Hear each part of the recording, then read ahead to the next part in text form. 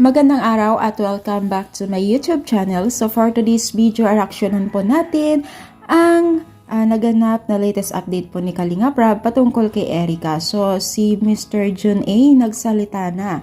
So kumakailan nga po or itong latest upload nga po ni Kalinga Prab sa kanyang YouTube channel ay makikita po natin na talagang marami pong pasabog at isa na po yan dyan ang pagiging isang sponsor po ni Erica na talaga naman naging issue po, isang bigatin at mayaman na si Mr. Jun A.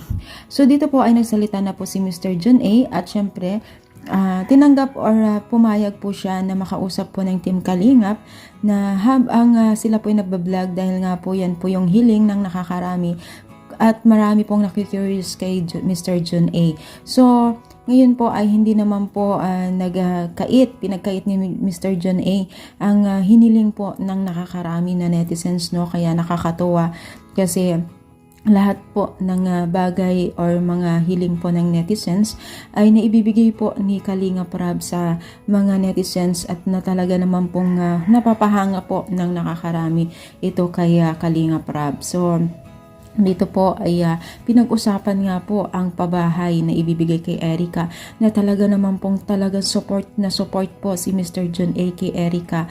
At syempre guys, wag natin masamahin at mag-isip ng masama kay Mr. Jun A kasi nagka-issue to.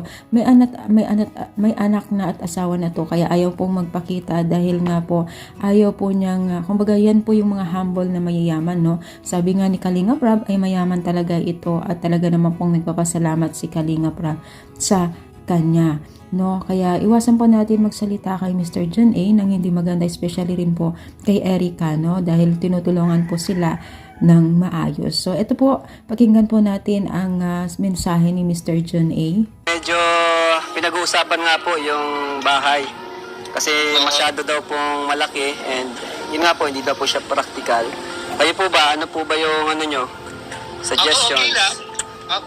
Okay lang ako kung ano yung pinag-usapan natin noon, kung ano ang difference ng price sa akin yung one. Basta yung sa'yo, yung half a million, yung sa kung anong patitira, ganon. Oo. Okay lang sa akin yun. At saka, siyempre yung presyo ng carpenter mo, hindi yung presyo ng yung sa labas, yung mga real estate na price nila, di ba? May patong-patong. Opo. At saka, I think yung isang problema natin yung lupa eh. Oo nga po eh. Narinig ko baka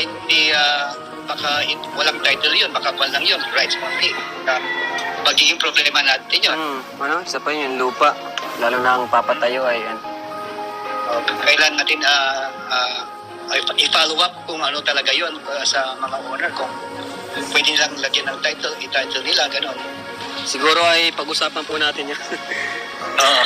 Pero sir, salamat po at sinagot niyo po yung tawag namin.